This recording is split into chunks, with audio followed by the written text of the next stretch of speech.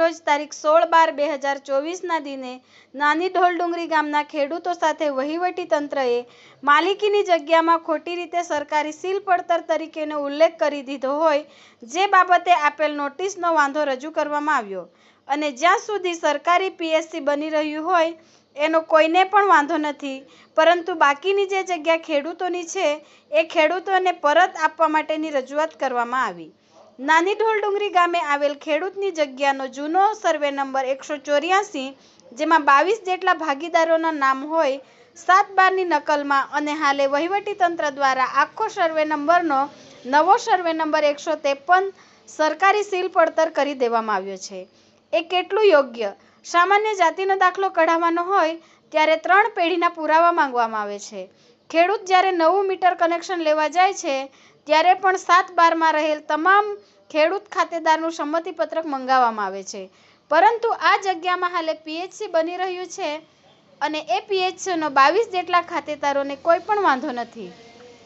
પરંતુ જે પીએચસી સિવાયની બાકીની જગ્યા માલિકીની છે એ જગ્યામાં કોઈ એક વ્યક્તિની સંમતિ લઈને આખી જગ્યા લઈ લેવામાં આવે છે અને બાકીના 21 જણની એકની પણ સંમતિ લેવામાં આવતી નથી, જેથી એ ખેડૂતોની પરમિશન વગર લઈ લેવામાં આવી છે, જે ખેડૂતને પરત આપી દેવા માટેની માંગણી કરવામાં આવી અને જ્યાં સુધી આ બાબતનો નિકાલ ન થાય ત્યાં સુધી વહીવટી તંત્ર દ્વારા એક પણ ખેડૂત ખાતેદારને હેરાન ન કરવામાં આવે એવી વાત કરવામાં આવી। જ્યાં જવાબ રજૂ કરતી વખતે નાની ઢોલડુંગરી ગામના ખેડૂત ખાતેદારો સાથે રજૂઆત કરવામાં આવી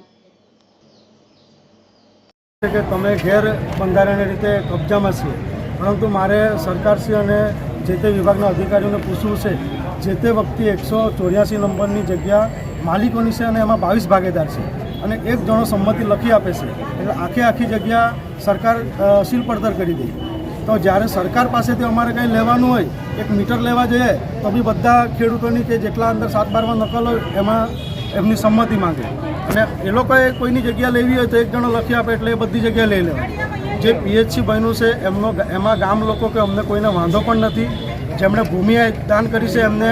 જે તે વખતે ખાતમુહૂર્ત કર્યું ત્યાં પણ બોલાવવામાં ન આવ્યા હતા। આગામી દિવસોમાં અમે એમને એ પણ કહીએ છીએ, મામલતદાર સાહેબને આજે અમે કહીને જ આવ્યા છે કે આનું નિરાકરણ ના થાય ત્યાં સુધી કોઈ પણ અહીંયા કાર્યવાહી કરવી નહીં અને જે તે દુકાનો છે એ દુકાનોમાં વારંવાર આવીને માનસિક હેરાનગતિ કરે છે એનું પણ અમે કીધું છે કે ત્યાં કોઈ પણ અધિકારીઓ આવીને હેરાન કરવું ન જોઈએ, કારણ કે આ ખેડૂતોની માલિકીની જગ્યા છે અને સરકાર આવીને એમ કહે કે આ જગ્યા અમારી છે એ અમને બિલકુલ સ્વીકાર્ય નથી। આગામી દિવસોમાં આ જગ્યા બચાવવા માટે અમારે જે કાંઈ પણ ખોટું કરવું પડશે અમે બધા બંધાયેલા છે। આ પીએચસીની આજુબાજુમાં કેટલી દુકાનો આવી છે?